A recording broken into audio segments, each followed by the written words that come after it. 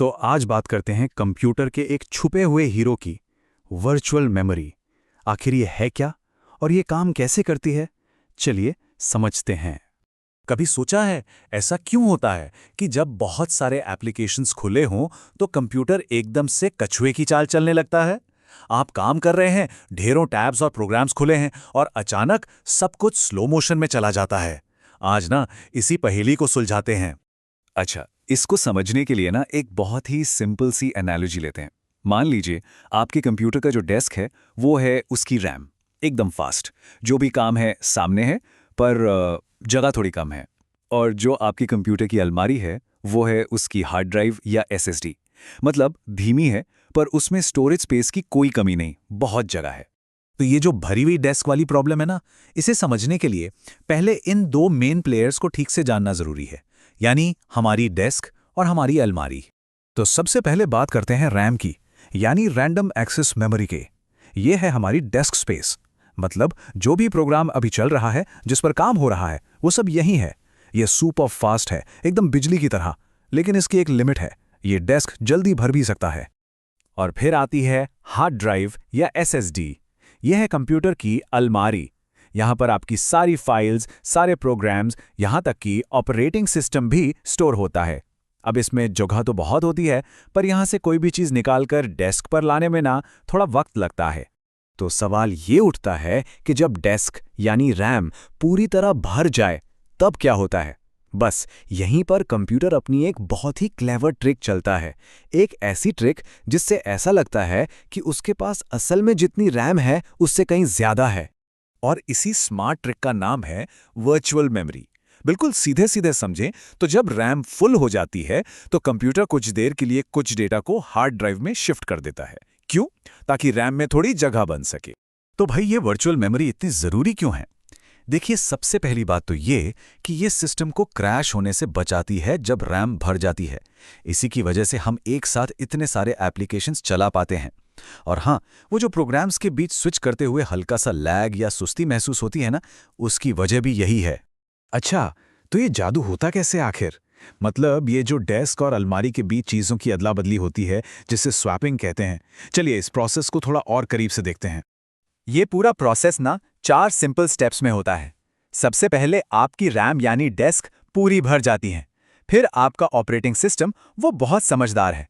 वो उन चीज़ों को पहचानता है जिन्हें आप फिलहाल इस्तेमाल नहीं कर रहे, जैसे कोई बैकग्राउंड टैब, और उन्हें उठाकर हार्ड ड्राइव की अलमारी में रख देता है। इससे क्या होता है, रैम में फौरन जगह खाली हो जाती है नए काम के लिए। और जब आपको उस पुराने डेटा की दोबारा ज़रूरत पड़ती है तो सिस्टम उसे अलमारी से वापस डेस्क पे ले आता है। अब ये जो डेटा है ये हार्ड ड्राइव पर कहीं भी ऐसे ही नहीं फेंक दिया जाता। नहीं, सिस्टम इसके लिए एक स्पेशल छिपी हुई फाइल बनाता है। विंडोज़ में इसे पेज फाइल कहते हैं और लिनक्स या मैकओएस में इसे स्वैप स्पेस के नाम से जाना जाता है। असल में यही वो फिक्स की हुई अलमारी की जगह है। लेकिन यहाँ एक पेंच है। जैसा हमारी एनालॉजी में था, अलमारी तक जाने और सामान लाने में ज़्यादा समय तो लगता है। और बस यही वर्चुअल मेमोरी का सबसे बड़ा ट्रेड ऑफ है, सबसे बड़ी कीमत जो हमें चुकानी पड़ती है।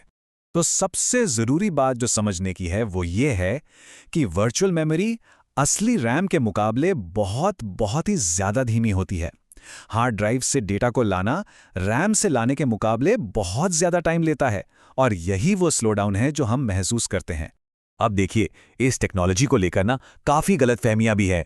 तो चलिए कुछ सबसे कॉमन मिथ्स को बस करते हैं ताकि पिक्चर एकदम क्लियर हो जाए। सबसे पहला और सबसे बड़ा मिथ, ज्यादा वर्चुअल मेमोरी सेट करने से मेरा कंप्यूटर फास्टर हो जाएगा। क्या ये सच में होता है? गलत, बिल्कुल गलत। वर्चुअल मेमोरी सिस्टम को क्रैश होने से तो बचाती है, लेकिन अगर कंप्यूटर को बार बार इसका इस्तेमाल करना पड़ रहा है तो इसका सीधा मतलब है कि वो लगातार धीमी हार्ड ड्राइव से डेटा फेच कर रहा है, और इससे आपका सिस्टम असल में और ज्यादा स्लो हो जाएगा। एक और मिथ ये है कि वर्चुअल मेमोरी रैम का ही एक एक्सटेंशन है, मतलब वो रैम की जगह ले सकती है। ये भी सच नहीं है। देखिए, जो भी एक्टिव काम हो रहा है उसके लिए रैम ही राजा है। वर्चुअल मेमोरी तो बस एक इमरजेंसी बैकअप है, वो कभी भी रैम का रिप्लेसमेंट नहीं हो सकती। और अब आखिरी मिथ जो आज की फास्ट टेक्नोलॉजी से जुड़ा है। लोग सोचते हैं कि एसएसडीज तो बहुत तेज होती हैं, तो क्या एसएसडी पर बनी वर्चुअल मेमोरी रैम जितनी ही तेज होती है?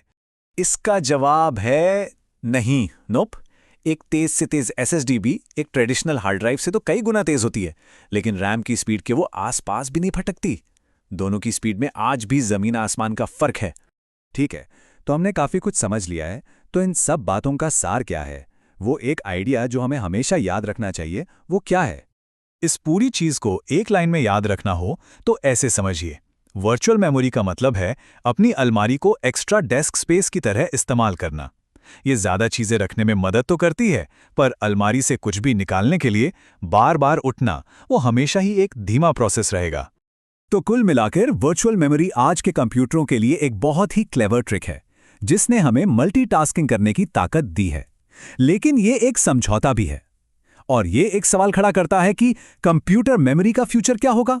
क्या कभी कोई ऐसी टेक्नोलॉजी आएगी जो रैम की स्पीड और हार्ड ड्राइव की बड़ी कैपेसिटी को एक साथ मिला दे? इस सवाल पर जरूर सोचिएगा। हमारे साथ जुड़ने के लिए शुक्रिया।